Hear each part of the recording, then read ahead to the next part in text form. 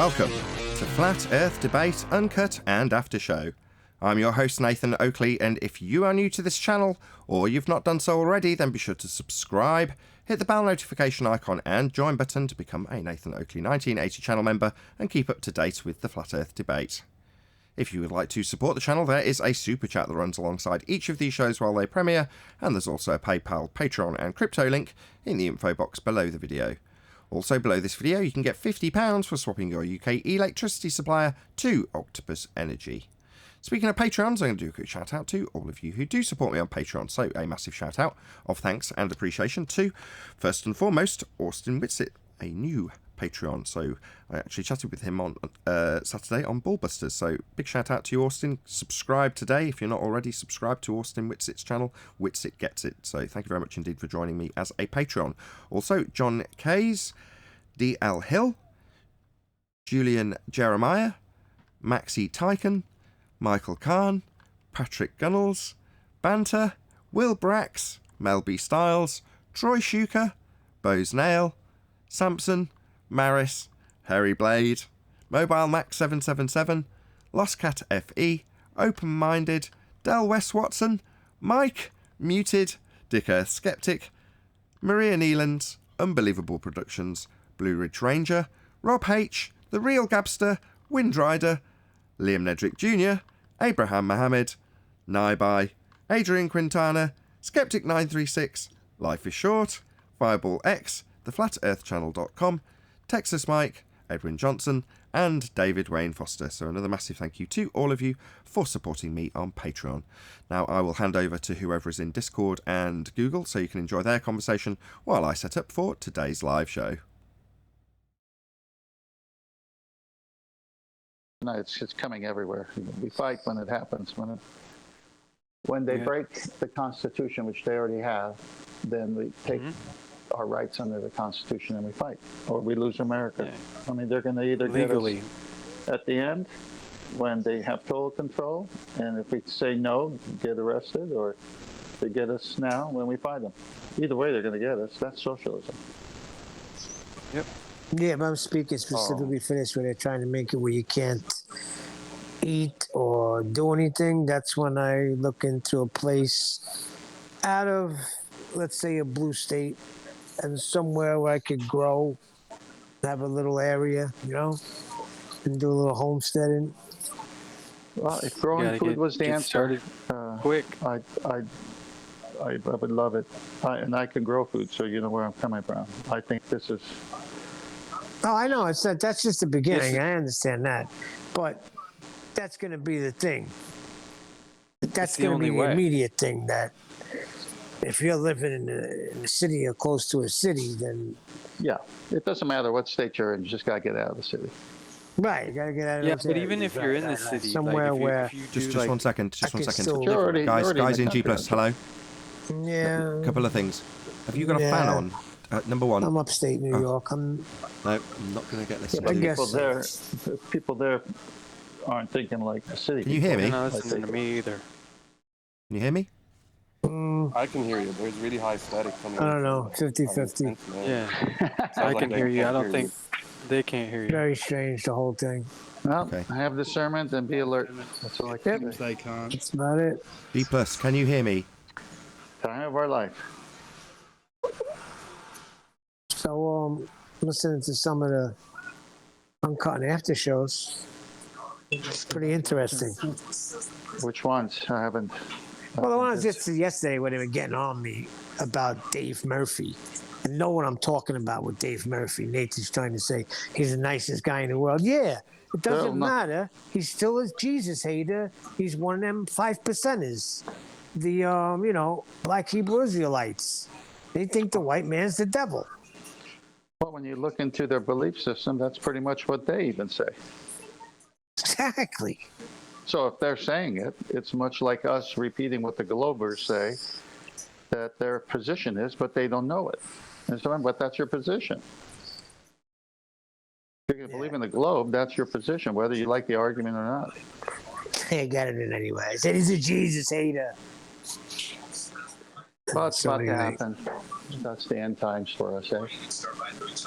Yeah.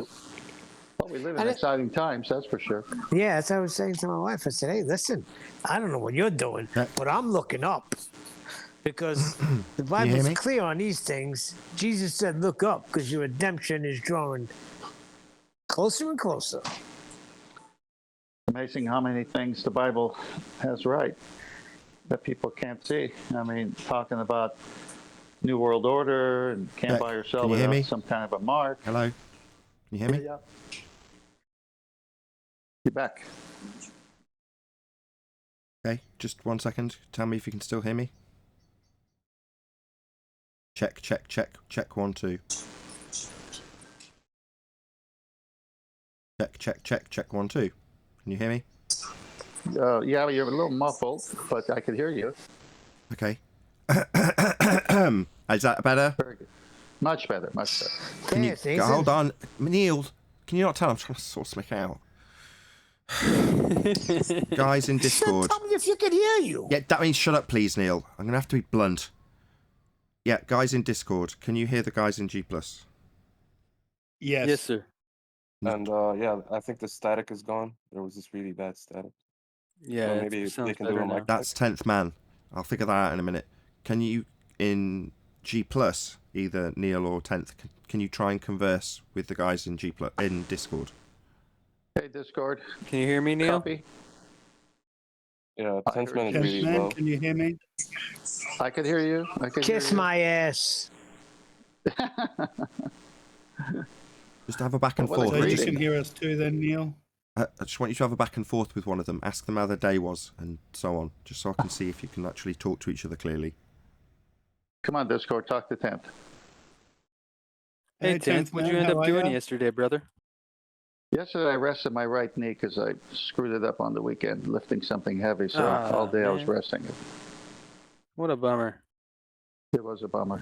Something serious? It's serious enough that I can't walk real well, so it's bummer. Sorry to hear that, brother. Yeah, it's all right. It's just a body. Okay, Hello, next problem. How's Neil feeling about flat Earth today? I think we're sorted. Thank you for asking, though. Next problem. 10th, have you got a fan on? Yeah, let me turn it off. It's causing chaos. Holding your mic open, causing chaos. Oh, thank Jesus. Thank you. Your ears have become so refined, it's almost like you got cameras in everyone's room. Yeah, that is pretty much what the idea is. I want to be able to hear that. So, although it's subtle, you just hear, oh, it sounds a bit fuzzed up. How's it now? It's fine. Hopefully you've pointed it away or something. No, I just turned it off. Oh, yeah. But it was holding the mic open, so everything was going badly wrong. Wow, that's really amazing. It's on low. It's 10 feet away from me on the ceiling, and it's like holding the mic open. That's incredible. Yeah. So the air particles were pressing on your microphone. Is it just me, or is there okay, really bad we don't need static to. on We don't 10%? need to do this. We don't need to get into the physics of sound, especially as I've not done any pre-show. And it's 2 minutes before we start. But there we go. That's We fine. can't talk about pressure. Feels being a ball. So Adam, I watched that video. Yeah, I truly appreciate you. Your mic's all messed up, Eli. Just getting a load of crackly distortion. Thinking that, or I'm hoping that was the wind. Is it okay now? Yeah, that's better. So yeah, Adam, yeah, I watched that video that you sent about the guy with the lecture on rainbows. No, you beat me to it. I was busy gardening this weekend, mate. Is it? Yeah. So remember when I said my speculation is that the sun is a coherent light source that is pointed through whatever medium the container is. And it comes out the other side as conical refraction. Comes out another side, you say? Well, the sun is over there. We're on this side, and we're experiencing the refraction on this side because the sun is coming. Way to take my comedical statement to the housekeeping question that answered completely out of context. When I say it's over there, I don't mean on the other side of a barrier. I mean, you just see it over there. It doesn't have an actual position. There's nothing in any actual. You're taking away from my speculation, Arwen. All right. Get your own. Anyway. I have. So my remember. own. So remember when I said. So remember when I said. When I brought up conical refraction, right?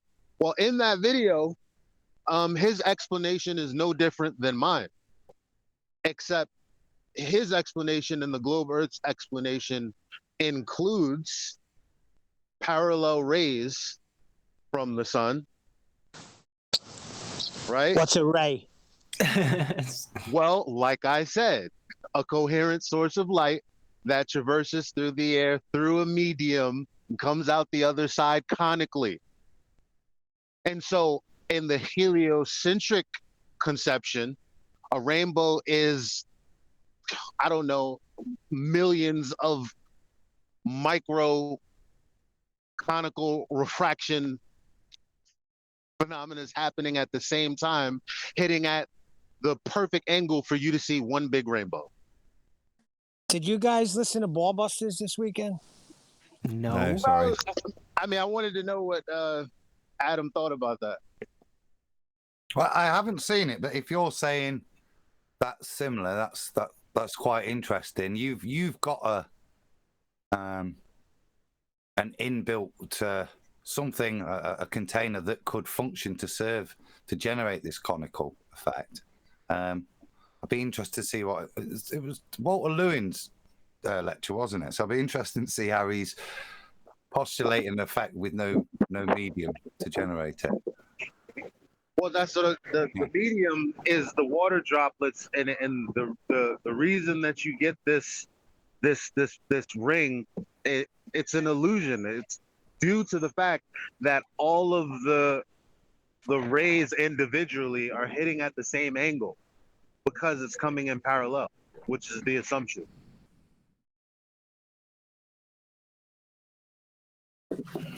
I mean, that was pretty huge when I heard it. I was like, whoa.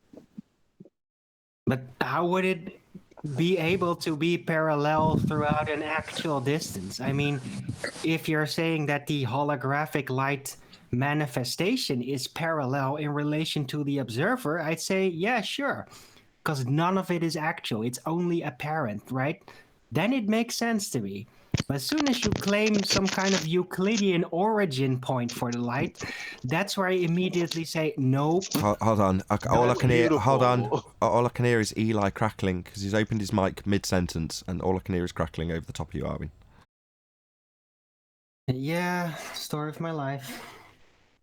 He's not saying that, Arwen.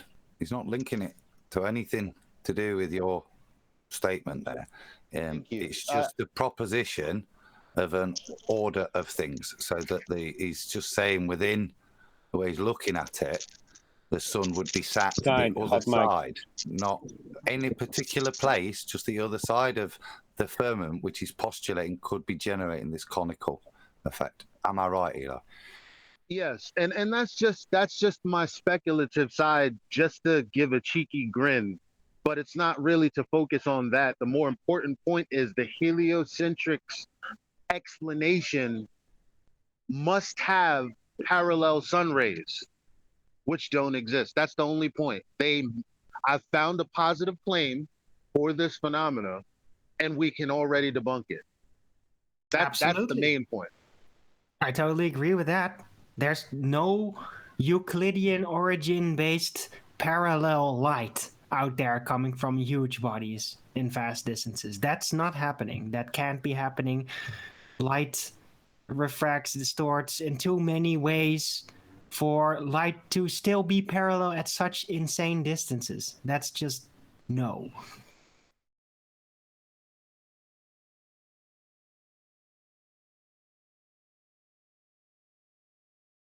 Like, even if it was real, it still wouldn't be like that. Not that it is real, because heliocentrism is fake.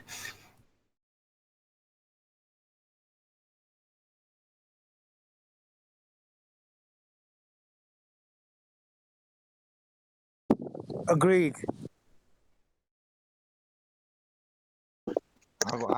There's a bunch of other tidbits in there as well that I didn't mention because I got to watch it 2 and 3 times. But the angles and all of the detail that he goes through about the angles, the more he spoke, the more I was like, oh my goodness, this is juicy.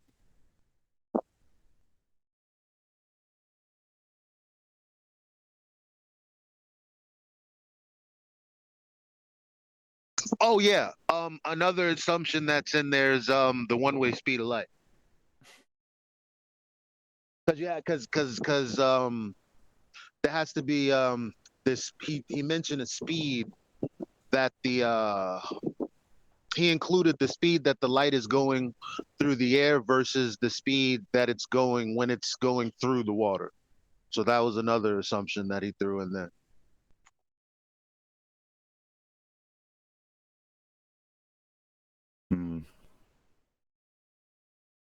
I've always wondered how you get parallel rays coming off a ball.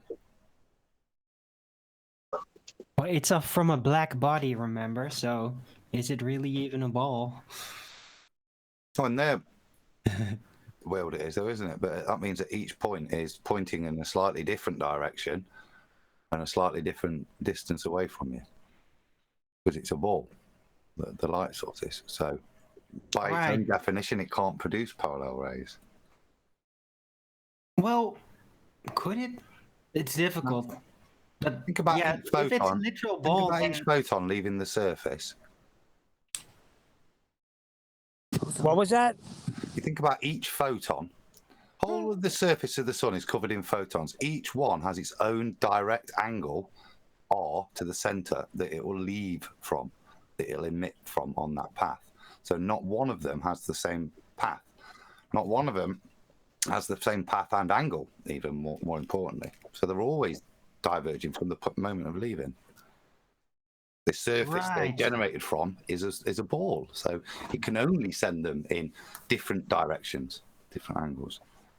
But isn't the whole idea, even with the much further supposedly away stars, which are also supposed to be suns, that you end up, because of the vast distances, that only the photons going exactly in the parallel same directions are the ones that are left, and the rest all gets scattered and doesn't reach us, right?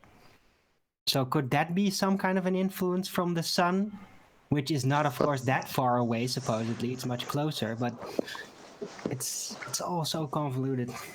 But that's not what we observe, and it's not convoluted because we observe divergent rays. So that argument dies right there. We don't observe a Euclidean-based sun source, so... Have you seen the pictures from the ground, the sky, everywhere? The rays are diverging, like Adam says.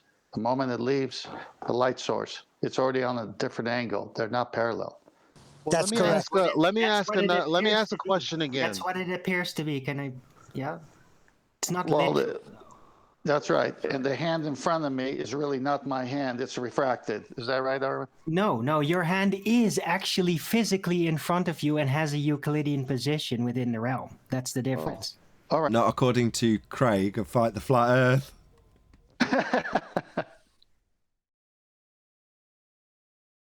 Can you... Even if it was simulated, it still is simulated to be in a Euclidean position, in contrast to the sun manifestation, which is purely holographic and unique to the observer.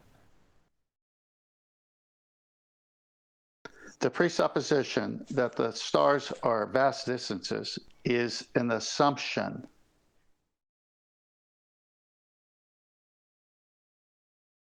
It's kind of critical cornerstone to the entire model, though. For the ballers, yeah. Indeed. Well, what if the source of light is moving through water and a solid medium?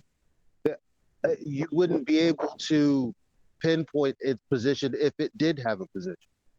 But that's true anyway. You don't hold on. You don't have to necessarily say what if it was traversing solid and liquid for it to be the case. That is the case. Well, there you go. How would you give that a position? Easy, Eli. don't. At 90 degrees above you, the doesn't. GP is directly overhead. That's your zenith with zero refraction. So they But say. the whole trick is with the holographic nature of the lights is the lights uniquely manifesting in an apparent position in relation to the observer, still to that observer goes from their side through the materials within their field of view, right? That does happen. It's just not literally doing that in relation to everybody. That's the only difference. When it's directly overhead, there is no refraction. As you move away from it, it's very slight, where it barely makes a difference in nautical navigation terms. Once you're at 15 degrees to zero, that's when they say don't use those because you're too close to the horizon. There's bunch of particulates in the air. So just go 15 degrees above the horizon. You choose those stars that are above that degree line. And we have a refraction table, and it's a minute of arc is basically 1 nautical mile of refraction that I've read. So if you're going to an island and you're off a mile or two, you're still going to see it as long as the weather is good. But when it's directly overhead, there is zero refraction.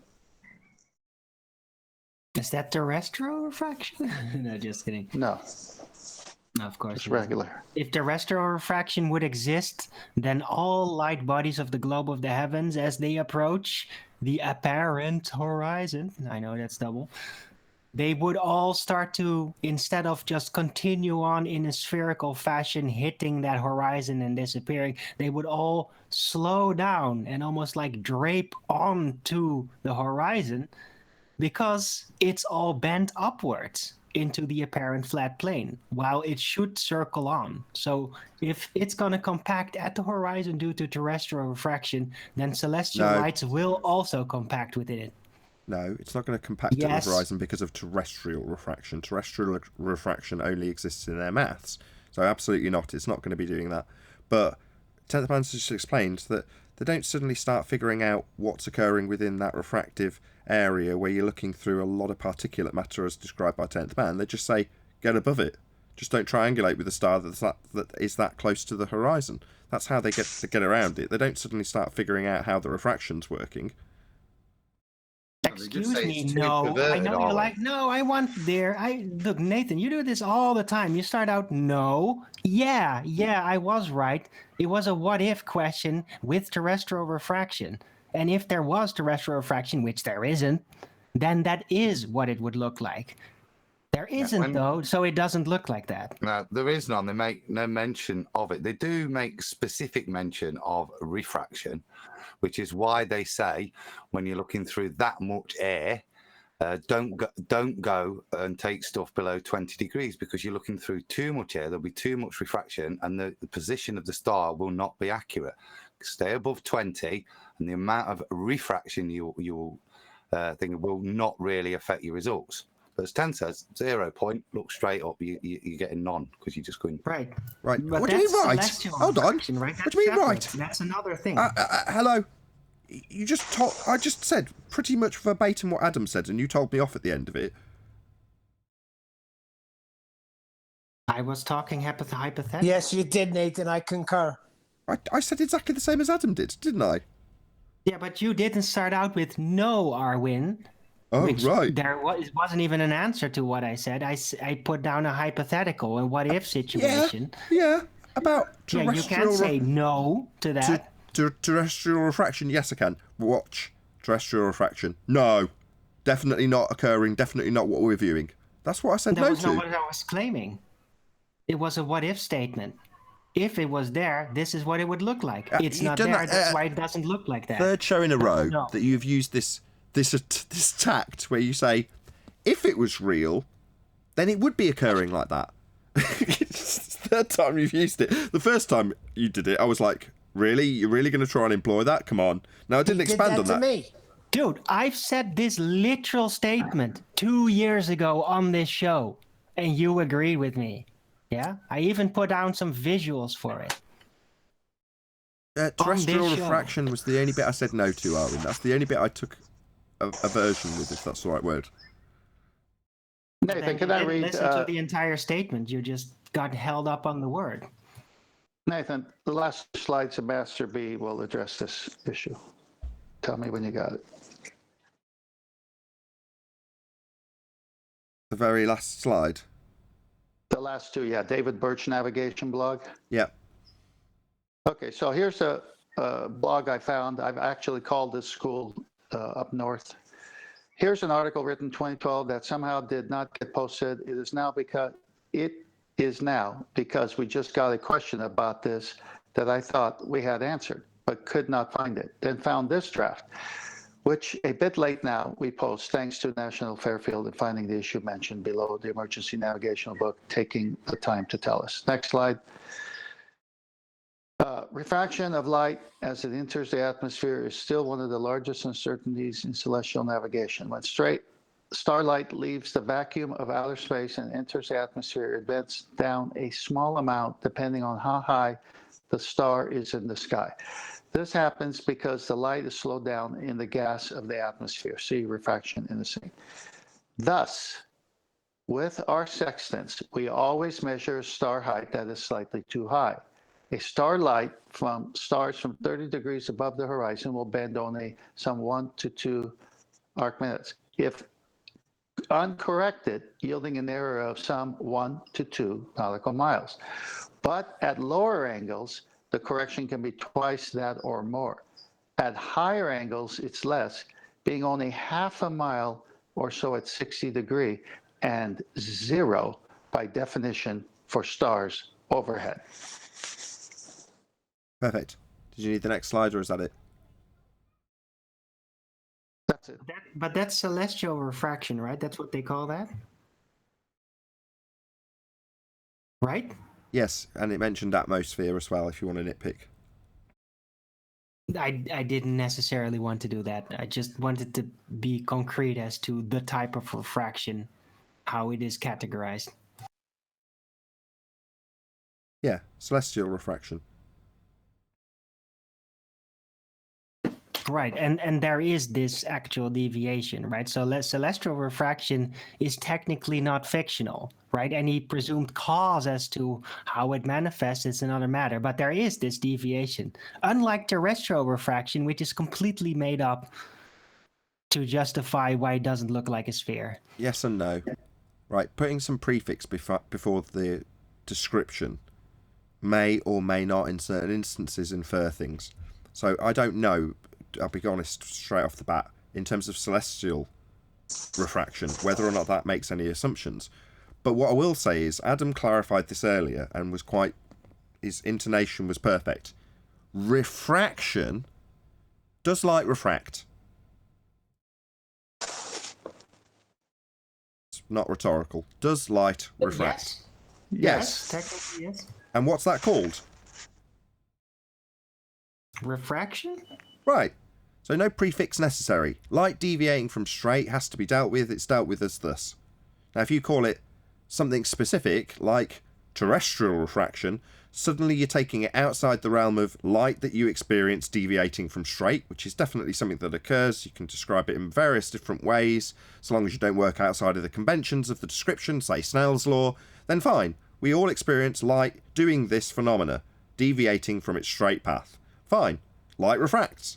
Does that make it terrestrial refraction, or if there's any connotations attached, celestial refraction? No, but we know that the effect that's being described is accurate in terms of what occurs. Light deviates from straight. We experience it. So what? Right, so it is still just refraction, but it's just a... Is it a classinomical? What do you call it? They're classifying it away from terrestrial refraction for whatever reason, and it's not me that's defined it, so I haven't researched it either, so I don't want to comment. But by the same token, light deviating from straight is refraction, and in this case, if they're distinguishing celestial refraction from terrestrial refraction, then fine. We all know what refraction is, and we all know what terrestrial refraction is, and we know what the description is described in this instance when it comes to looking at stuff that's celestial and how light that you're looking at can deviate from straight. Hope that's clear. Yeah. Nathan, I posted one slide. I'm posting a second one. I'd like to comment on these. Table 19.2. Go ahead. Okay, yeah, let me go ahead and put did you see the other one now? It's got another table on it, but yes. Okay, so let's go to the first one, table 19.2. The amount of atmospheric refraction, bending, in minutes viewed at sea level under standard atmospheric conditions, 60 minutes equals 1 degree. So you can see at 90 degrees, there's no refraction in minutes whatsoever.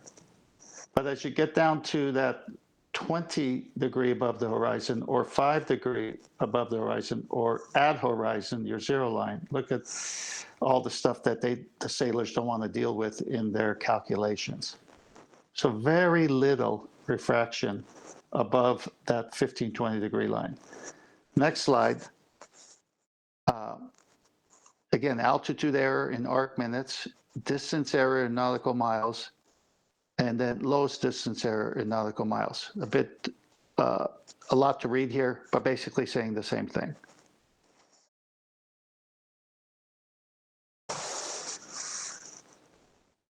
Cool. That sounds a lot, but you are trying to be accurate. I was just looking at those numbers, Tim. So if you take the 40 degree mark at 1.2 minutes, it's only 0.02 of a degree out. But like I say, once you're getting at that 5 degree, what's that going to be? That's 1 divided by 60 times 10, isn't it? You're looking at 0.1 of a degree, which is fairly significant for navigating, isn't it? If you apply that over a course change. So that's why, even with that standard error, you're going to be out a little bit, aren't you, with the refraction? But you're going to be massively out below. I mean, it's demonstrating, it's a fourth. It doubles, doesn't it? More than doubles from 40 to 20 and then 20 to 5, look. It's a fourfold increase there and then a fourfold again, nearly. So the variance is massive and shows what effect looking through that much atmosphere, that much thick air has, how much refraction.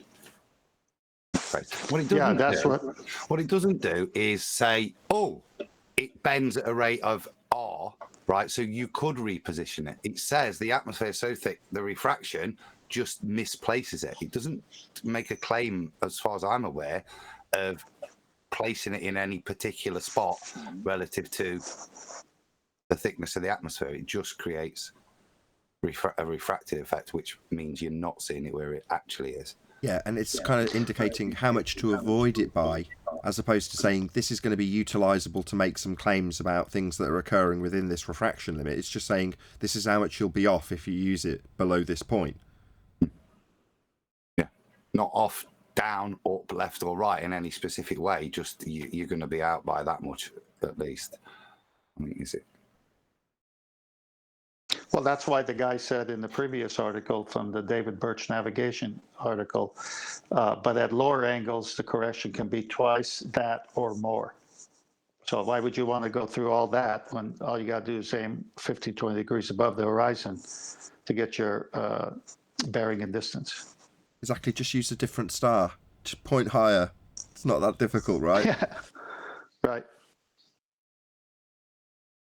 But again, I'll say it one more time. It's not like these charts are being used to make assertions about slightly looming non-standard refraction hyenas in the distance. This is just saying, go higher and you'll be more accurate. Point higher. Point at a star that's higher. Further away from the horizon.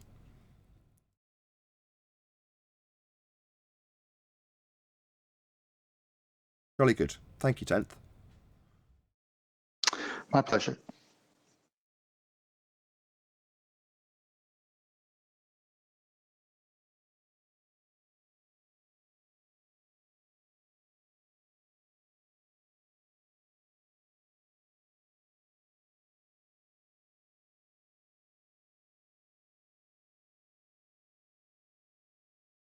Anybody out there? I was just gonna say, Who's the good fisherman that pulls the chat skanks out? Come on, drop your line. It's Monday.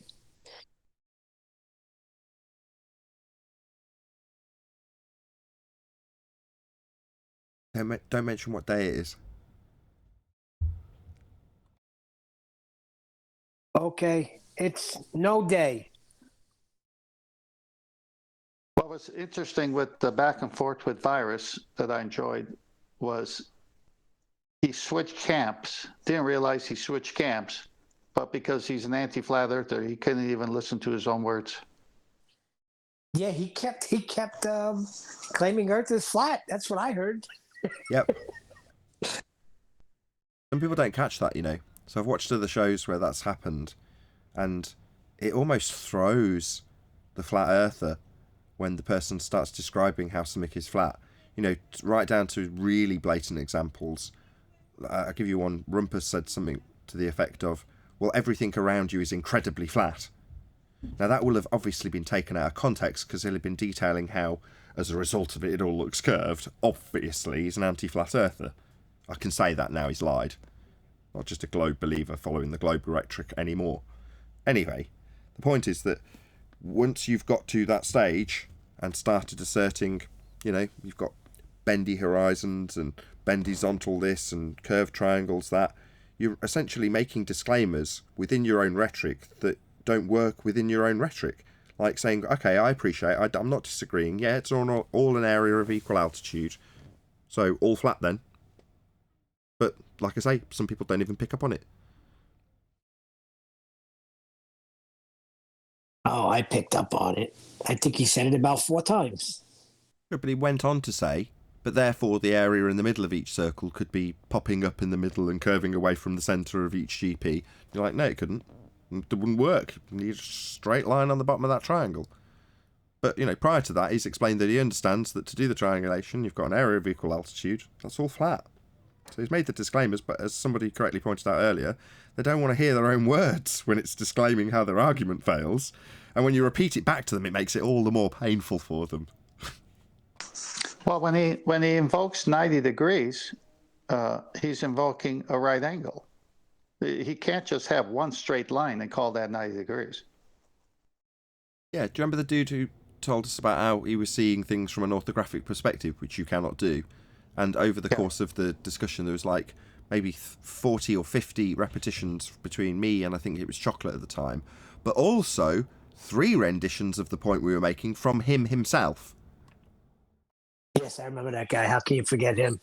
I really thought the penny was going to drop. But what I get a lot is with the Coriolis, when you explain to them how the continent would be coming towards you, they say how ridiculous that sounds. Yeah, doesn't it?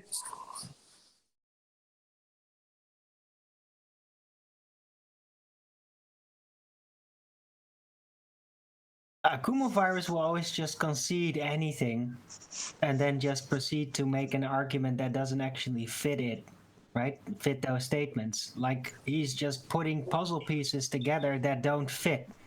But he doesn't seem to care or take notice of that. No, that's how he's attacking Nathan's argument. Don't you know that?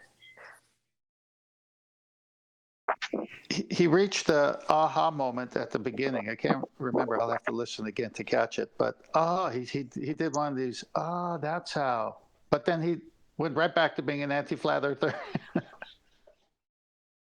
Yeah, because it's shocking to them at first, and then they go right back. I said this the other day. Anti-flat earther in time will fade or give way to the notion of just somebody who's on the fence. The person who holds so much cognitive dissonance because they want to retain a sphere belief when the paradigm has already shifted beneath them.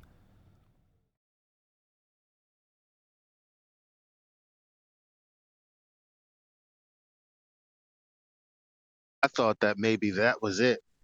When I heard him somewhat pause, I was like, is this his John Sheldon moment? That's what I said. Is the penny going to drop? Maybe next year. The penny did drop. That's why he had that moment. But he can't accept it. No, that's the thing. Could the acceptance drop? No, that's what I've just said. Drop. No. Gummed up the works. There's chewing gum in the slot. Yeah, exactly. Chewing gum, Arwin, is the cognitive dissonance. So while you're saying, oh yeah, that's the penny drop moment, well, actually no, that isn't the penny drop moment. Quite the contrary. That's the moment where the cognitive dissonance, that's where we say share your pain. Now, obviously, for the benefit of the audience, we say welcome to Flat Earth, because anybody with a reasonable amount of cognition is going to be able to process that mentally and see the logical inference. If it's all flat, it's all flat. If you're triangulating it flat and measuring it flat, then it's flat. You know, it's not that hard to comprehend. But if you've got a fundamental premise in your mind that you cannot let go of, then you're going to say, I understand, I'm not disagreeing, you need the flat line to triangulate. But what about if it was all still spherical? Yeah. Like that guy. Earth is not flat. That's just chanting. That's just flat out chanting when they do that. They get to the end of it and they concede every point you make, but then they say, but the Earth is not flat. And then you point out the same argument and then they chant it again. The Earth is not flat. Right. So you could see them like a slot machine or whatever, Akumu virus. Instead of gumming up the works, it just the coin is rejected. So you hear it going down, cling, cling, cling, but then it just falls into the bucket below. It's like, oh, I thought it dropped, but no. No, he walks away without collecting the money. No, you just get it back. Just walk away. All the money fell into the bucket, and he just walked away and left it there.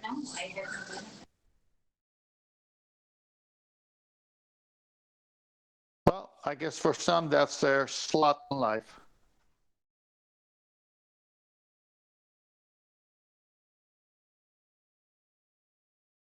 Yeah, that slot machine is out of order. It keeps rejecting the coins.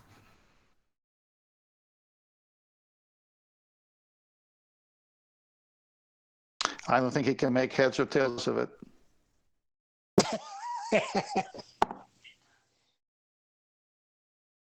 Speaking of heads or tails, I got Sonny Black's coin. Have you guys ever thought about like the images that they show of the bottom of the ocean? What about them? They're always over a plane, or plane-like.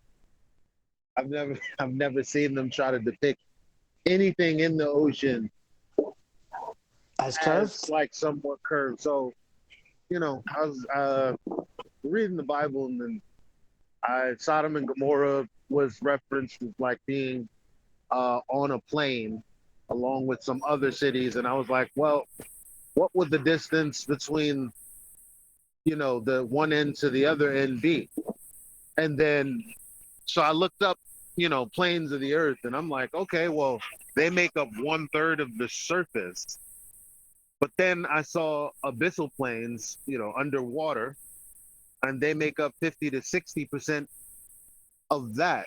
And then I started to wonder, well, in these depictions, they have certain like terms. So they got continental rift or continental ridge, right? And then they have mid-ocean rift, which I guess is a range of mountains underwater.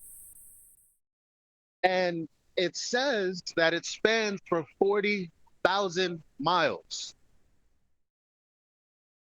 So I said to myself, well, on top of that 40,000 miles, what's the distance between the mid-ocean and the continental bit? Because I'm looking at this image, and there's no curvature between point A and point B. They don't even try to make it make sense. Oceans don't make sense on a sphere.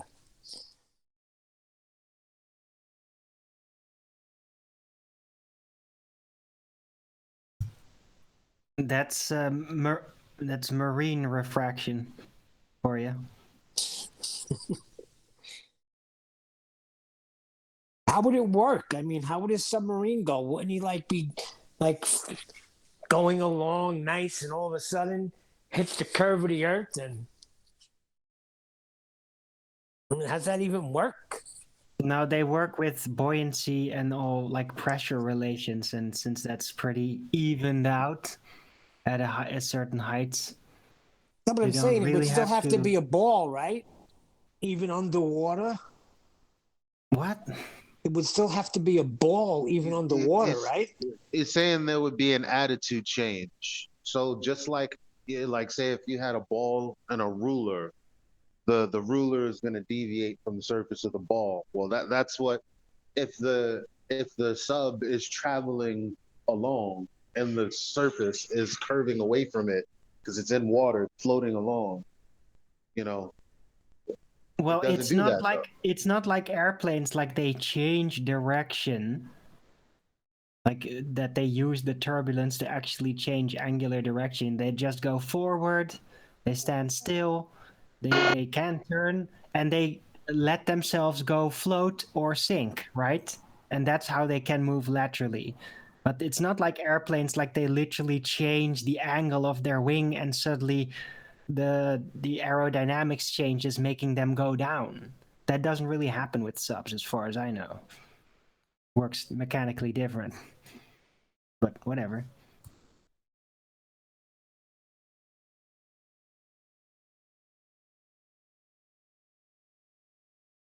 Well, I never swam in a sphere pool.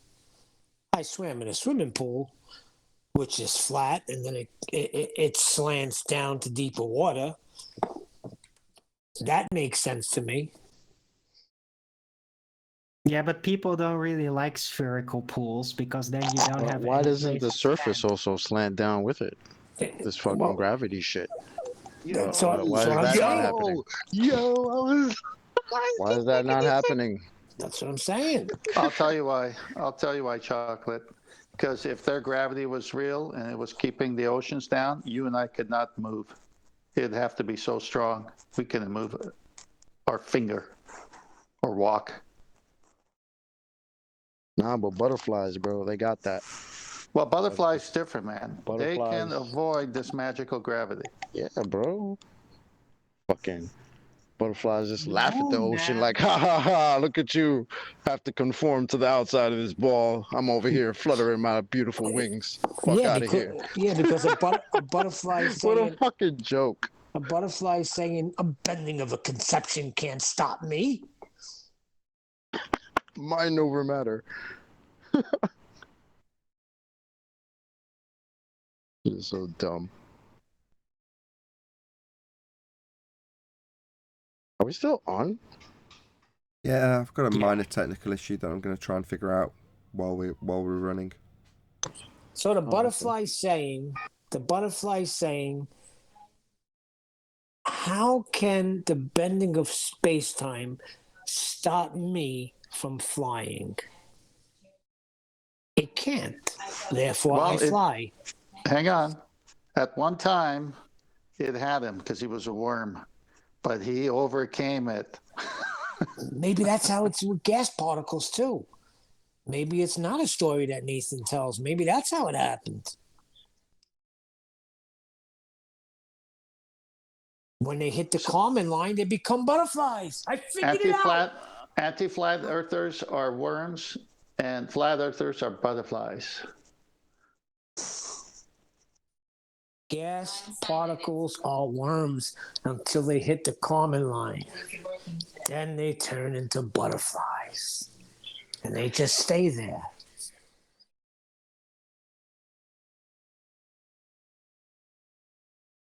Hey, Neil, you know, butterflies, they're one of those things that just batter evolution. You know, to think that there was a step where one big fat caterpillar says, I'm going to take a risk, I'm going to get in a sleeping bag, turn myself into mush, in the hope that in a few weeks I'm going to be a butterfly. When did that one first succeed? And how many failed mutations?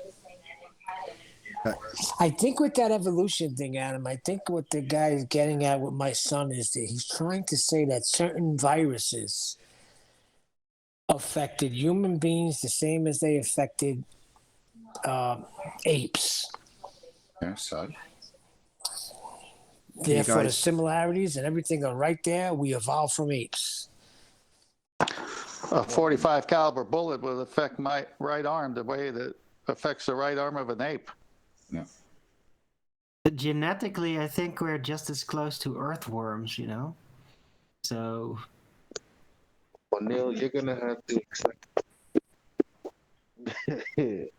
Yeah, like there are people in my life that I love that like my stepdaughter. She came in the house the other, knowing how I get down, knowing how I get down. I've showed them things directly because it's a lot easier to pull out like diagrams and websites and all of this when a person's right there.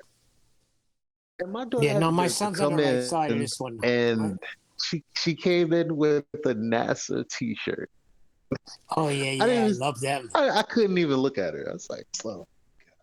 No, but my son is on the right side of the argument with evolution here. He knows that it's a bunch of bollocks. He's actually debating this other guy. So I'm trying to get him some information to refute him. Eli, I love it. So she wore a NASA shirt. Right in your face, Eli.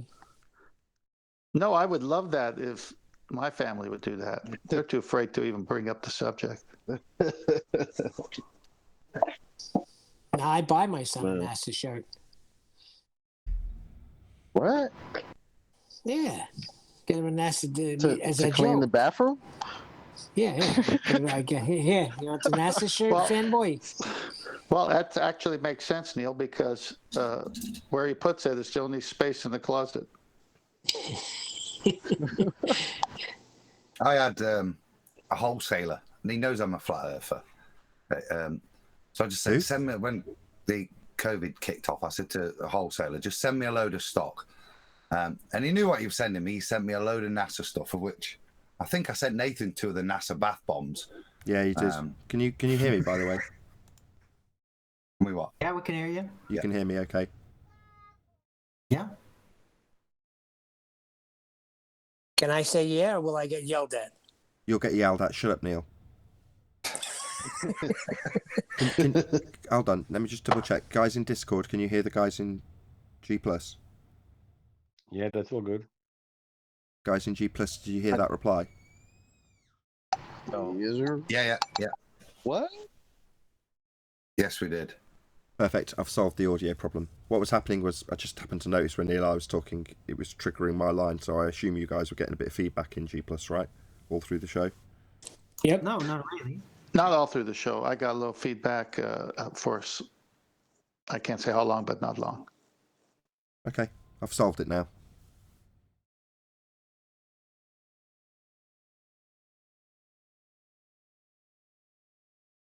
Nathan is such an awesome audio man, solving problems no one I want to hear. noticed. No, you missed it on the pre-show today. He told Kent to shut off his fan. How the hell did he know a fan was on? He knows I didn't everything. hear anything. I want to hear Adam's story. Finish it, Adam. Sorry, by the way.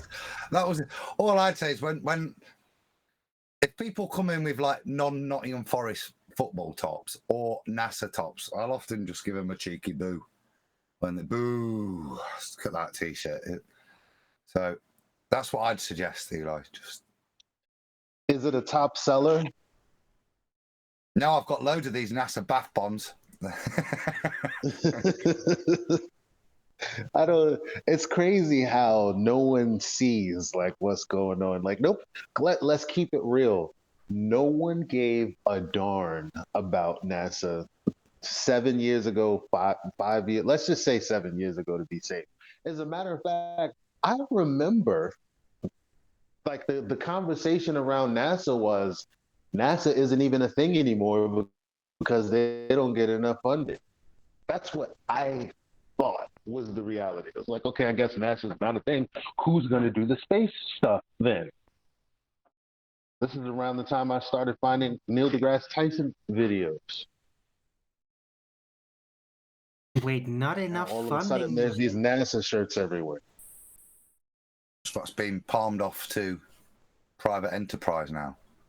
You saying that? No, I think you're just noticing it differently now because it's the same thing. Like when you I never seen a Pathfinder till I got a Pathfinder. Now I see them everywhere. So you're not paying attention to Neil, this, and now you get into flat Earth. 1,000%. I have never seen a NASA shirt from the year 2000 up You until just didn't realize recently. it. I'm telling you. Has anyone else? Yeah, I have.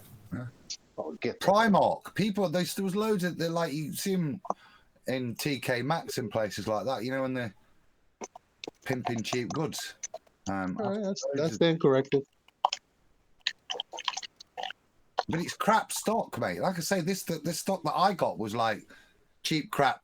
What stock's available? Because COVID, there's nothing about. So I just said, so he's reading around the back of his warehouse. So this isn't stock people want, but it's obviously stock that's liveried up with NASA and is out there. Can I just try something else? Sorry to interrupt. This is a slight pause. Can somebody from Discord talk? And I'm just going to toggle a switch and see if it helps. Guys in G+, just listen and tell me if you lose them. Go ahead, somebody just say something from Discord, that's all I need. Right, I guess I'll volunteer. Yeah, hello. Yeah, I only recall seeing a NASA shirt just like maybe a couple of months ago at Okay, a he gym. did seem That to was like get the first cut time. off. Who's saying that? Arwen? Did you say you lost him halfway through that, Arwen, or something? Yeah, he said like, "Is he get-" and then he just got cut off. No more sound after that. Okay, one more time, Righteous. Right, I like to play the video game Mass Effect. And that is sci-fi. And maybe that's what's interesting people to get back into sci-fi. Because Okay, thank you. it's more out in the... Perfect. Alright. Did he come and go? Was he No, cutting no, off? perfect. No. No interruptions, no cutoffs. Oh, really? His words were clipping a bit, though. No, all I want to know is, does he Yeah. completely disappear at any point? One more time, Righteous. Alright. Well, I'm chewing my food now, so... We want to maybe you hear guys can about put up Mass with that. Effect. Well, you guys are interrupting me in my middle of my meal. What do you want to say? But yeah, I'll just say a few Hello? more words. Yeah, no Righteous Stuff yet. like that. You can't hear him? And No. Okay, Nope. that's all I needed to know. Perfect. Okay, thank you, Righteous. right. One more word out of you, Righteous. Go on. No, finish what you were saying about Mass Effect. It was just filling kind of thing. It was kind of on topic, but it's like space sci-fi, right? A lot of nerds get into this now, right? They like video games. I shouldn't say nerds. You know what I'm trying to say? Like people that get passionate about something, right? Like I generally, when people get into something, like let's say they learn about space through a media, like let's say a movie or a video game, then they're more likely to look into it, like to see what the so-called experts say about it, right? Right, sci-fi fans, formerly known as nerds. Are you Xbox or PlayStation, Righteous? I'm PC Master Race now. I don't know if many of you get that joke. Yeah, but I got that. yeah. All right. So, just out of interest, everyone in everywhere, is everything clear? Can you all hear each other clearly? Yeah, you came through loud and clear, smooth, no Yeah, interruptions. that's really good. That's like talking in the same room with him, Nathan. You can actually... We've got no excuse for talking over Discord now. I think, yeah, I've just spent all weekend doing this, like, non-stop, morning, noon and night. And I'm just fine tweaking it now, because I want it to be better. So you've got to really dig into it to find, well, what's that little tiny distortion? And you're like, how can you even tell he's got a fan? Well, I'm digging into every little tiny distortion I can find and figuring out what's causing it. And if I can get rid of them all, it'll sound better. Well, now I don't think there's any repeat audio that's cycling back into your sound in G+, which means that won't eventually cause some mild distortion at the end of the chain, and you'll hear them in Discord better, hopefully. Are you recording your activity on Audio Banana too, what you're doing, so it's visible? No. That's what I did all over the weekend. I just spent my time capturing my screen as I was making the adjustments, so if I made a mistake or something went drastically wrong, I could go back and see what it did after I published it. But although there are ways of getting your audio out of OBS so you can hear what all the filters do, you've obviously got all of the delay then, so it's really difficult to listen to your own voice. So I was just recording stuff, uploading it, listening it back after it's been processed by YouTube, and then making the adjustments based on everything being completely rendered. And this is as much as I'm going to tell you, because if I'd published anything that I did, it'd been so tedious sitting there listening to me. I used to do it with other people. So there was a time when Patricia and Zoe both helped me do it. And obviously you've got to be like now. Everything's actually functioning. This is being recorded, hence I'm going to try and keep this brief. But you've got to be in that scenario to actually figure out how to get things to work, function correctly. So, you know, it's one of them. I've committed to doing it. Today didn't get a pre-show. The live show, I forgot to press the record button, so this particular video hasn't got the live bit in it like it normally has. So it's like, okay, so there's been a few cock-ups. That's going to happen. Just in for a penny, in for a pound. I might as well sort out the audio issues.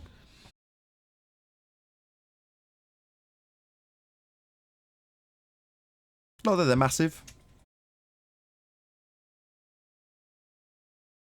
Hey, if you can get the sound better on the long run, why not, you know?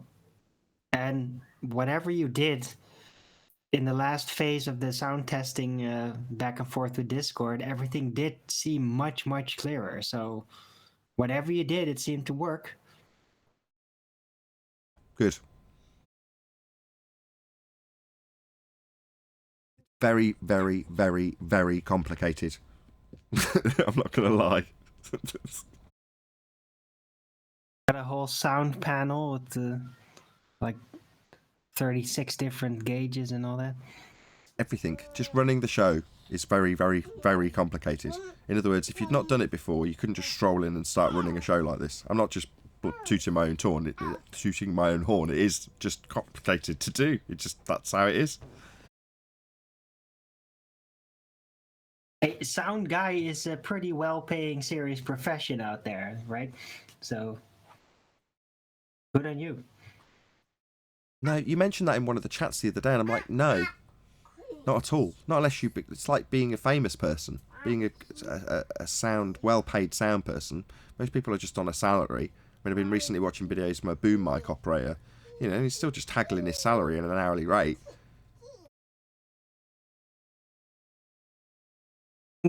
Yes, I get that. It's not like, oh, anybody can do it everywhere. But I mean, like, if you have some media operation, you really want a good audio guy, right? Especially if it's a live thing, like you really, really need it. And even like in a live theatric stage performance, you really need a good audio guy. Because if the audio is going to mess up, everything's going to mess up. It's going to ruin it. So... You are that guy. You run a channel. More work than you think. You are that guy. Yes, but my sound quality is not the best side. I'm very happy with how it works so far. But hey, I did get a lot of advice and help, like tweaking through Skype and all that. So yeah, audio guys, it makes a media operation work. Well, I can hear myself in the background, so you've got your speakers too loud. Okay, that could be. Can I derail this conversation at some point? Yeah. So yeah?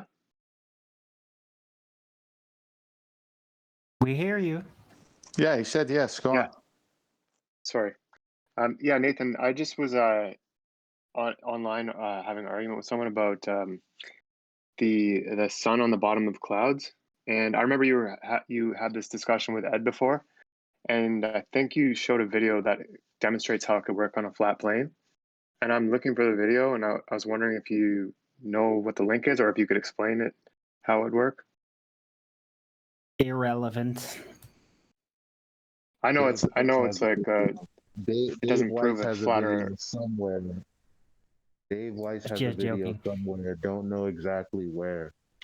Where he like has this light like on a like say a clothing line, and he kind of brings the light source like across that clothing line, and then he demonstrates that he can take a light and move it across that line. And even though the light is above the table, once it reaches a certain angle, you get the light reflecting, and you can view the light reflecting, and the light appears to be on the top of kind because there's a table and there's the surface above the table, and the underside of it is lit, even though the light source is above it. So Dave Weiss has that video somewhere, so you might want to dig. He's talking about the Chris Berry video. So Chris Berry does it underneath a car in a garage with a very long, what do you call it, stand light, like a stage light. That's what he's talking about. It's Chris Berry. Barry? Berry, yeah, Chris Berry. Okay, sweet, thanks. Chris Berry is awesome. He made my early bird intro music. Chris Berry is awesome. Subscribe today. Practical dude. Dude, he's a man of all trades. He can do a lot of different things, and he's pretty good at it. Oh, I also wanted to ask 10th something. And a family man. Any more, Arwin? Go ahead, whoever it was in Discord. Well, I wanted to ask 10th if there's somewhere to watch his, because I looked for 10th Man, is 10th Man Rising his channel? Because I wanted to watch his sextant slides that he set up, but I didn't see it on his channel. There, I've been putting it on Nathan's in bits and pieces. I haven't had the time to do a full thing to put on it, so you'll only find it on Nathan's. No, there is one on my channel. It's called Sextant Proves Earth is Flat. It's got a picture of a dude holding a sextant. And that's just 10th Man's presentation along with the discussion. It was epic, actually, because the guy came in and said, like we discussed on the pre-show that probably didn't get recorded, about people coming in and going, well, a sextant can only work on a globe Earth. No, it can't. Is that on the 1980 or just the Nathan Oakley? 1980.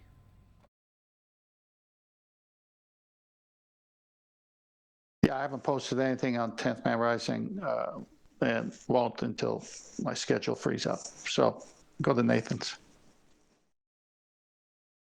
Like I said, that was an epic video because somebody came in, asserted that there could only be a sextant use on a globe, and then he had the demonstration and the discussion with 10th Man.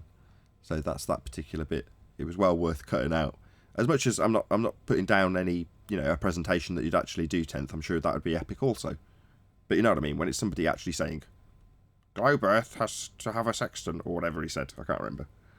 Yeah, it was towards the end of the live show, and I came into the after show and said, did he say sextant? And I caught it, and that's when it started, because it was just so organic the way that show went.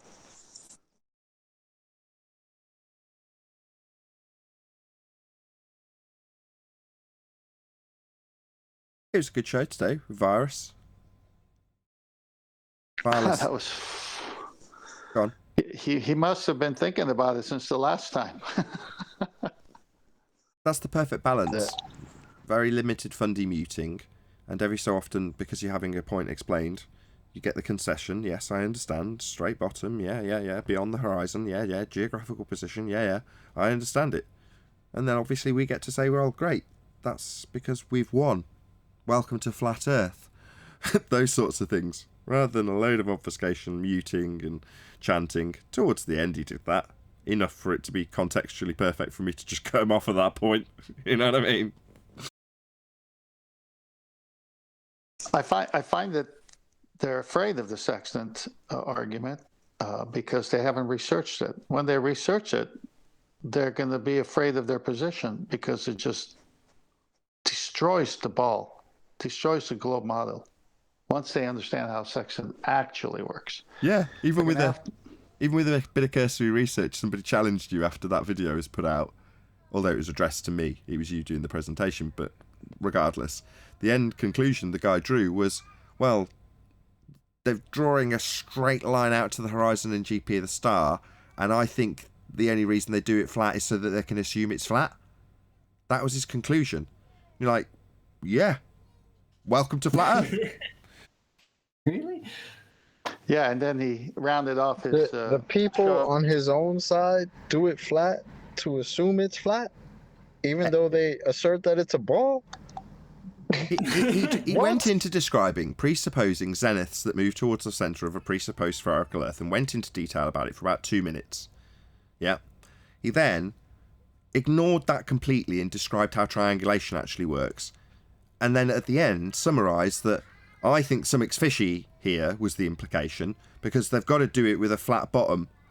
And I think the only reason they do it that way, that would be triangulation, by the way, triangulation on the land, actually doing it with a flat straight line, is because they want to assume it's flat. But I don't really know, I don't really understand it. That was his conclusion. Again, me describing how people sink into the cognitive dissonance of, well, I understand this now, it's flat, like Virus did today. It's like the ballers it's are like, trying we to understand, but No.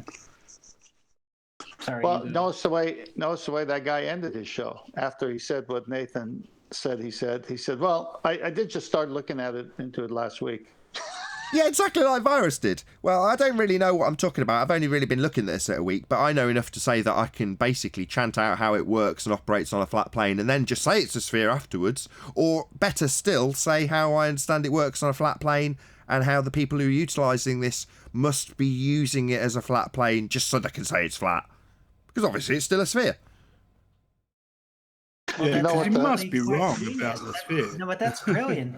Because this means that they like in their subconscious realize, like, yeah, the flat earthers are right, but we can't admit it. So it seems almost like they're conjuring forth a flat earth reality, but without the existential conclusions as to that it isn't a ball. Precisely, aka cognitive dissonance. Share your pain, Fundy. You know it's flat, we know it's flat, it measures flat, we navigate it flat, it looks flat, it's obviously flat. But what's that you say? Maybe if I ignore all of that and then just assume that the level plane in this triangulation example with level flat lines to do the triangulation, could that actually have curved surfaces? They start asking questions like that. Well, it gets really bad if I go to the next level, because I have a compilation of recordings and citations that say, well, when you use the sextant, it works better if you imagine the Earth is still and motionless and the stars are moving. They actually say that. The cognitive dissonance drift, the drift apart. It's getting really. If you didn't have a flat plane, how was Mr. Andrew Thomas Young going to do his refraction calculations? Since he obviously did it over a flat plane and then had to take geometric considerations. How would he do that? Obviously, Andrew Thomas Young knows it's a flat plane. But he just measured it as a flat plane, then took the considerations, right? Because you measured it's the ball, the flat. you measure it flat. See? It all works out. Oh, yeah. Sounds ridiculous. Yeah, but on one hand, they're saying the Earth is rotating. For Coriolis, that doesn't exist, Earth-based variety. On the other hand, they're saying when you want to use the sextant, you got to imagine the Earth is still and the stars are turning. I heard the Blue Marble quote too, called Nathan, "You dummy. The Earth isn't rotating underneath the hot air balloon, you dummy. You big dummy." Hey, you big dummy, Blue Marble. Your side says it is. When you setting up that debate with Neil deGrasse? Because you guys got to work that out again. I want to see that one. I would love to. I would love for him to call Neil deGrasse a big dummy, because Neil deGrasse said that the Earth spun underneath the football as a kick, allowing this football team to win their game. What we need is them to basically meet up secretly and have an hour conversation leading up to the actual officially recorded interview. And then somebody needs to, by accident, record it anyway. Because when they have finished the hour of talking, they probably conclude that they better not do the interview because they're not getting out of this one. Or they could go ahead with it and just make a completely fabricated story, bypassing both points and with it the conflict. Well, I'll just summarise both points in the conflict. So Neil deGrasse Tyson has an assertion that there's two reference frames. That would be Earth turning beneath a football to cause the deflection he claimed was the result of that winning field goal. Curving through the goal as Earth turned beneath is the result of two reference frames. Now, there's a simultaneous assertion from Blue Marble Science that there is only one reference frame. Effectively, the atmosphere moves with the ground beneath. They are essentially the same. In other words, when you leave the turning reference frame that he claims and assumes, with no demonstrable effect, it's essentially not deviating from the air that is moving with the ground by assumption. One reference frame. So just to summarise that, one reference frame from Blue Marble Science, two reference frames from Neil deGrasse Tyson. Why do we have two narratives coming from the same side? Because we don't see Earth turning beneath anything that isn't asserted to do it with a minor amount of time in the actual air. Therefore, you'll have the assertion that Earth turns beneath bullets and footballs, but when then you point out that it would turn under hot air balloons, aeroplanes, and you if you jumped up and down, suddenly they need to assert that there's only one reference frame and everything moves in lockstep, negating the claim that it would turn underneath bullets and footballs. You big dummy. We never claimed the Earth curve is all right. Seems like a hell of a contradiction. You know, when you feed back what they actually teach, they laugh and mock and say, you big dummy. Yeah, but this is your belief. This is your claim. You big dummy. But this is what you have. You big dummies. Gravity is a force. Everybody knows that, George Booster. Well, literally, it's not a force. But what happened, what he meant was, it is, but, you know, blah, blah, blah, blah, blah. You big dummy. This is how y'all sound, Clovers. So, what's gravity? Just before we move on to gravity, does anybody watch Blue Marble? I don't. Nope. Can anybody from Discord tell me if he's figured out yet that this argument has been repositioned to his single reference frame, no drift to observe, versus Neil deGrasse Tyson's two reference frames, drift to observe? Has he figured that out yet? I.e., has he figured out that he actually can't attack me in any way, shape or form in this regard? I'd like to know if he's figured that out yet. I don't have to do research to answer that one. No, he didn't. That is my natural assumption. Well then, I guess they got things to work out, because they got a hell of a contradiction on their own side. Might want to see what's up with that, guys. I don't know.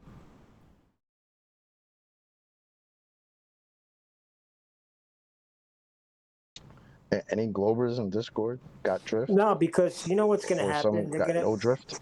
They're going to shake hands and say that they're both right. So they don't know what Nathan's talking about. They need a force, they ain't got a force. They need a drift, they ain't got a drift. They need a physical horizon to block the bottoms of boats and buildings. They don't have a physical horizon to block the bottoms of everything they say they don't have. And so they hold two positions at one time. And then they ask us why we don't see these things that they assert that we're supposed to have that we don't have. They ask us, why would you expect to see the geometric horizon? The same nonsense that's been blocking boats and buildings for years and years and years. They even got folk tales about it. Are you serious? Exactly. And why would you expect to see Earth turning beneath a hot air balloon at 15 degrees an hour when that's asserted by Neil deGrasse Tyson to happen under a football? Why would you expect it? Ultimately speaking, the attempt with the geometric horizon, and in this case it was successful until now with drift, was to reposition the argument to make it such that the flat earther is asserting the thing that's been debunked by the flat earther. So suddenly it becomes the flat earther's claim that Earth should have 15 degrees an hour drift underneath hot air balloons, and you big dummy, why would you expect Earth to turn under hot air balloons? Well, that's been repositioned by me into Neil deGrasse Tyson says Earth turns under a football when it leaves the ground, two reference frames. Blue Marble Science says Earth will not turn under a football when it leaves the ground, one reference frame. That leaves no opening to attack me. Although Virus tried a few times. He tried to make it your claim a few times. There's more to Neil's list. I mean, not Neil's list, 10th man's list. So there's also liquid or matter in the liquid state needs to be contained. Matter in the gaseous state also needs to be contained. And they say, well, yeah, well, gravity acts as the natural container for these things. How does it do that? I don't know. What is gravity? We don't know. Next question. Ooh, coming from the man himself, astrophysicist Neil deGrasse Tyson. What is gravity? We don't know. Next question. It's pretty, you can connect the dots because they can't see the geometric horizon, but there has to be one. There has to be a force called gravity, but they can't define it or prove it. Show me a citation that says that the geometric horizon is visible. National Geographic. The local horizon, also known as the geometric horizon, is the visible marcation between land and sky. Visible. They even underlined visible for you guys, globers. So you know how silly it is to come in here and tell us that we shouldn't expect to see it. We don't see it when they underlined it for you. Are you guys going to set up a debate with National Geographic too? Yeah, but that's the end of their argument, isn't it? That's where the paradox comes. When you've lied about what Earth is, and the lie involves having a physical geometric horizon, then it's going to be defined by the people who assert you're on a sphere, that would be National Geographic, as what it is. The horizons claim to be Earth curve. That's how it is, right? We all understand that Earth's claim to be Earth curve. The horizons claim to be Earth curve. Yeah, we all understand that it's claimed to be Earth curve. Until we point out that it isn't, and show how it's physically impossible to be Earth curve, geometrically impossible to be Earth curve, and the disclaimers come our way from the anti-flat earthers that the geometric horizon only exists in the maths. And yet, that's supposed to be your physical horizon in your actual existence. It isn't. The horizon's not an actual physical position that you can travel to and give a postcode to. It's neither a physical blockage to something in the distance either. A limitation to your view, based on the aperture of what you're viewing it and the conditions on the day, is definitely not a physical Earth curve edge blocking things in the distance. But that's what everybody believes it is. That's why it's defined that way by National Geographic. Until we debunk it with the Black Swan. Then roll on the, we wouldn't expect to see the geometric horizon. The geometric horizon only exists in the maths. Nobody claims the horizon is Earth curve. That's what we get. Oh, and Neil deGrasse Tyson's rebuttal to that, we can't get a high up enough to see the curve. Well, what about Al-Biruni? How high did Al-Biruni go? He didn't know about terrestrial refraction yet, so... It's a complete double-speak nonsense lie by Neil deGrasse Tyson, part of his magic trick, because when he says you can't get high enough to see Earth curve, the horizon's Earth curve. As soon as you see the horizon, it's claimed that you're seeing Earth curve. That's why they measure it and give us Earth curve maths to claim how much it's physically blocked stuff in the distance. Because what's blocking it? Oh, the horizon, they claim, is Earth curve edge. So when he says you can't go high enough to see Earth curve, well, why are we calculating it from the ground? You've reified the horizon into a physical sphere edge. Doesn't matter how high you are, if you can see the horizon, you're claimed to be seeing Earth curve edge obstruction. The Earth curve edge is what your horizon is if you've got a globe belief. We've just debunked it. And that's the point, right? Well, how are we calculating something from the ground that can't be seen from that high up? How are you fixing your face to say that shit? Yeah, what can't be seen? Well, the horizon's Earth curve, isn't it, Mr. deGrasse Tyson? You're saying we can't see the horizon when we get high up? Oh, well, we can't see it curving from 3 mil off this beach ball. Sorry, I'm not on that beach ball. What are you talking about?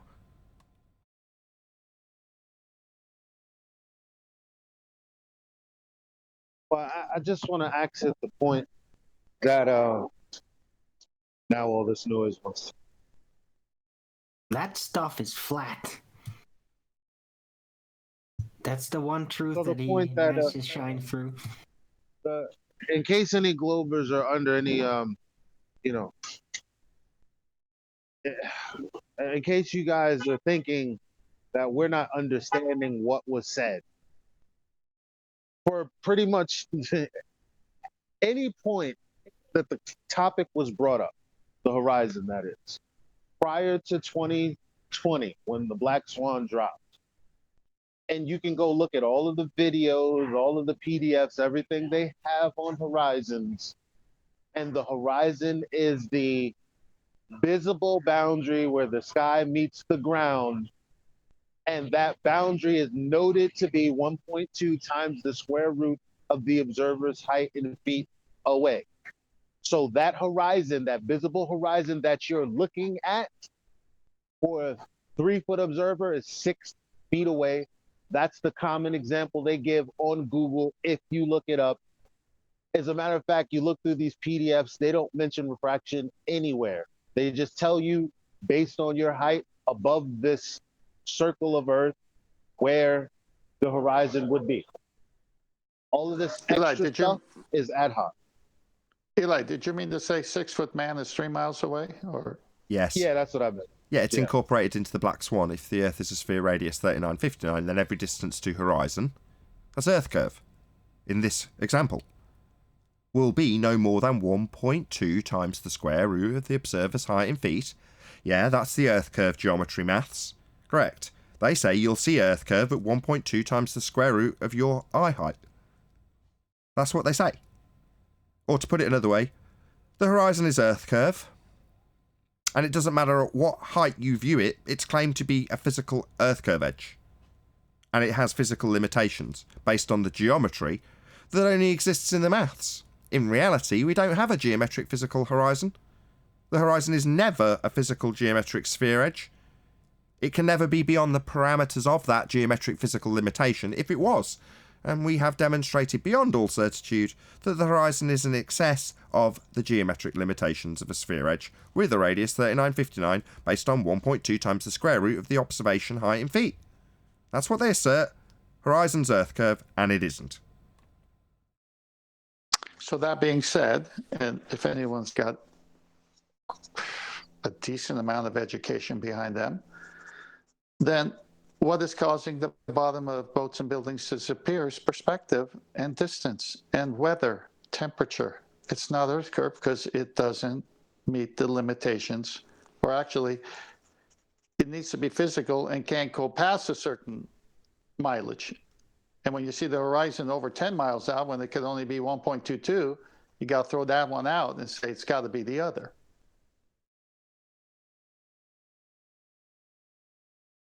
Yep. We've debunked the horizon as Earth curve, and if it's not a physical limitation to your view, it can't derive R, it can't give you all the maths. It implodes all of the claims that Earth's a sphere. Debunks R, debunks all of your distances for the speed of light, gravity, all of the celestial objects and their distances. It is all dead because you need a sphere edge horizon. You haven't got one anymore. I just liked Ball Busters on Saturday. That was the final nail for me. I know QE's was 1A. But the bit that really did it for me was the Andrew Thomas Young quote on 2 levels, the quote and then the rebuttal. The quote's to do with the horizontal ray paradox. So horizontal rays do not cross any horizontal boundaries between denser and less dense air in a stratified atmosphere. Therefore, basically denying any effects of so-called terrestrial refraction due to Snell's law. I say that's point 1, which is destroying enough. But I love the way QE finds these things. The cheeky way out was to deny rays, which I thought was almost disingenuous. Anybody got any comment on that? If not, I'm going to round out. Well, whatever light is, it doesn't bend in circles or curves. It can't do that. It can, at best, change angles because of a medium change. That's it. Perfect. Exactly. Light does refract. Does it refract at a base level based on R? No, it does not. And with that, I am going to say a huge, massive, enormous thank you to both Discord and G+ panels for making today's after show possible.